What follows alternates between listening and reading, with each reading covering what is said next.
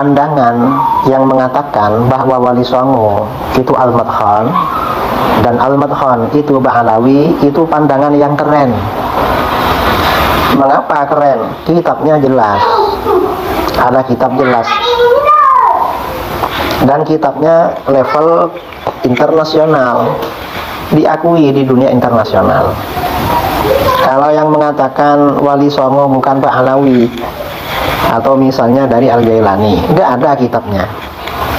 Kitab, dan bukan cuma ini kitab.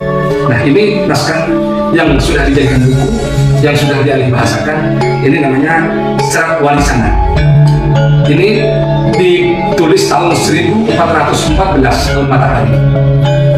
Kalau tidak salah ketika dikonversi menjadi tahun 1490 Masehi. Ini ditulis oleh Sunan Giri II.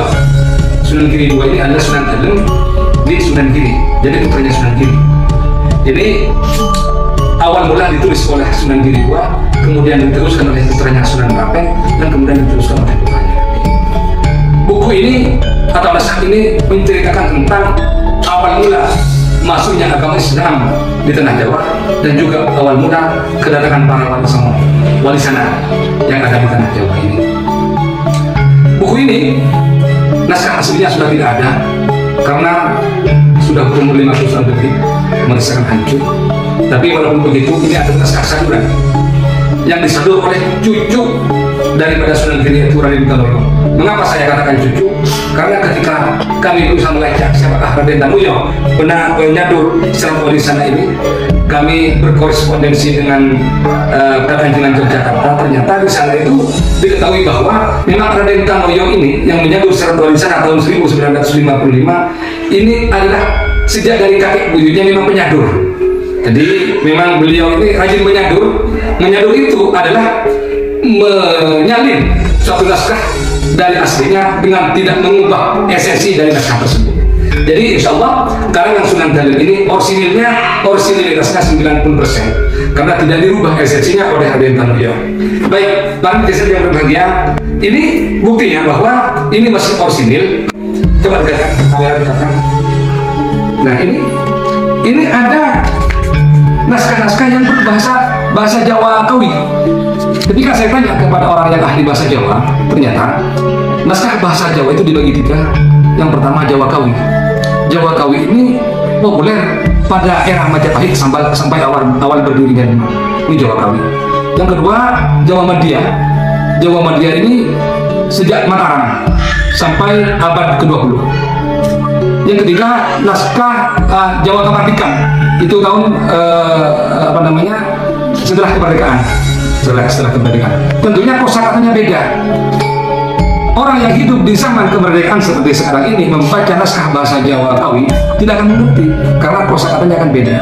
Dan demikian halnya juga dengan naskah Jawa Madya juga akan beda naskahnya. Nah, ini ketika kami tanya ke ahli bahasa, ke kita dulu yang menerjemah, yang ahli bahasa naskah ini naskah Jawanya Jawa Kawi. Berarti jelas ini ditulis pada masa Majapahit dan awal berdirinya Demak. Nih, itunya para saudara para netizen.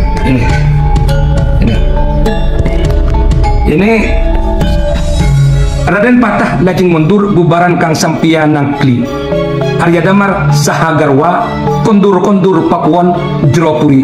Ini bahasa ini kasaput dulu samana warnamen Rahaden Siwi.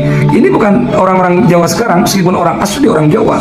Ketika ditanya ini tidak akan mengerti karena ini memang Jawa Kawi begitu.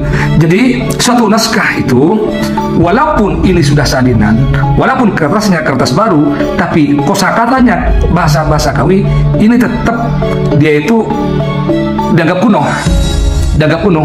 Jadi untuk melihat suatu manuskrip itu kuno atau tidak, bukan hanya dilihat dari kertasnya. Pertama dilihat dari kertasnya daluang atau tidak.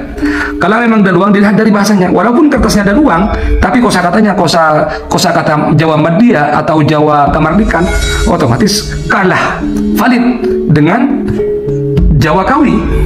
Nah, ini adalah Jawa Kawi. Di naskah ini, para netizen, di naskah ini jelas tertulis bahwa Maulana Ibrahim Asmoro Konti itu, di sini tidak tertulis Ibrahim Asmoro Konti, tapi Ibrahim Asmoro. Maulana Ibrahim Asmoro itu adalah saudara ipar daripada Maulana Ishaq, bukan saudara kandung. Ini yang membuat dasar kami mengatakan bahwa untuk keturunan Maulana Ishaq itu Al-Jilani dan untuk Ibrahim Asmur itu Al-Husaini. Di samping itu juga ini diperkuat oleh naskah Tabar Adam yang juga kosakatanya kosakata bahasa Jawa Kawi, juga di situ tertulis juga bahwa Jumatul Kubro berputra perempuan yang sudah menikah dengan Syekh Ishaq. Demikian sedikit penjelasan dari kami, semoga bermanfaat. Assalamualaikum warahmatullahi wabarakatuh.